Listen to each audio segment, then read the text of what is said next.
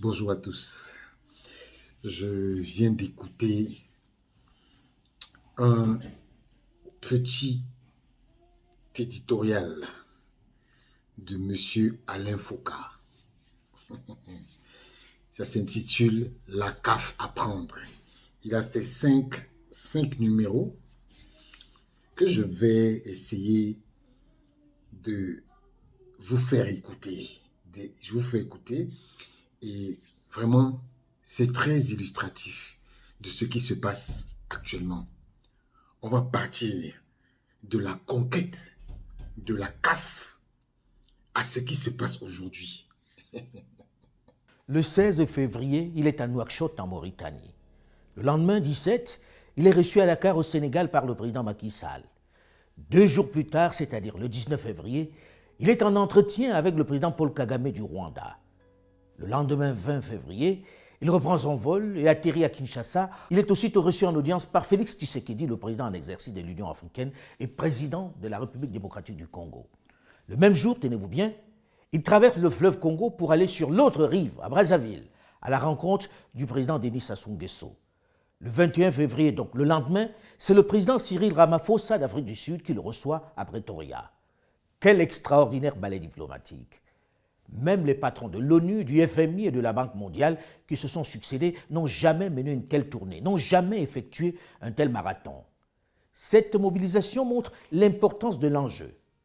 Mais en fait, est-ce Gianni Infantino qui est en campagne pour la présidence de la CAF? Et Alain Foucault, il parle vraiment, il interpelle des présidents de fédération. Alors, le grand Manitou a le loisir de choisir qui va présider aux destinées de notre football en utilisant tout simplement sa position dominante. Il a de l'argent et le pouvoir, comme ceux qui nous ont colonisés hier. Pourquoi cet intérêt subi pour le football africain? Quel est l'agenda caché? Pourquoi cette intense mobilisation pour notre football? Qu'on ne m'explique pas cet empressement à rencontrer nos dirigeants par l'amour de l'Afrique. Non, c'est du déjà entendu. Avec la traditionnelle formule condescendante de nos amis les Africains, qui sonne comme une autre formule bien connue. Nos amis les bêtes, les plus âgés s'en souviennent. Ce dont l'Afrique a besoin, ce n'est pas de l'amour des autres, c'est du respect, tout simplement. Alors qu'un personnage prenne son jet pour faire un tour d'Afrique de cette taille, il faudrait qu'il explique clairement quels sont les enjeux et quels sont ses intérêts et les nôtres. J'ai fait un rêve. J'ai fait un rêve que le 13 mars 2021, à Rabat, au Maroc, on a élu le futur président de la FIFA. J'ai fait un rêve que Patrice Motsepe, en 2023, est devenu le président de la FIFA.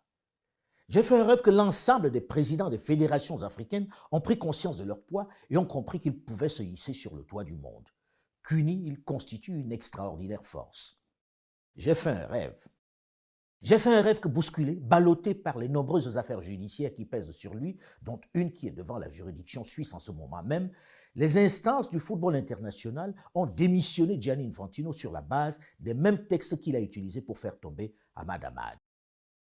J'ai fait un rêve que les enfants d'Afrique ont utilisé leur poids pour se mettre sur le toit du monde. Le même type de rêve que j'ai fait, j'allais dire que nous avons fait lorsque Barack Obama devenait le premier petit-fils d'Afrique à devenir l'homme le plus puissant du monde, à rentrer à la Maison-Blanche, à devenir, entre autres, le président des esclavagistes d'hier.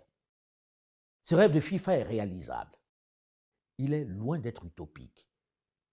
Il est à la portée de l'Afrique, à condition que nous en prenions conscience. Je parlais de ce rêve a priori fou à un responsable de l'UEFA, l'instance du football européen. Il m'a dit d'arrêter de fantasmer parce que tant que les présidents des fédérations africaines continueront de nourrir cette peur viscérale pour le président de la FIFA, tant qu'ils continueront de croire que la manne qui leur verse au goutte à goutte et à grand renfort de publicité est une aide, un geste de magnanimité, tant qu'ils continueront de croire que les stades qu'il aide à construire procèdent de sa générosité, ils ne seront jamais suffisamment unis pour faire élire un Africain à la tête du football mondial.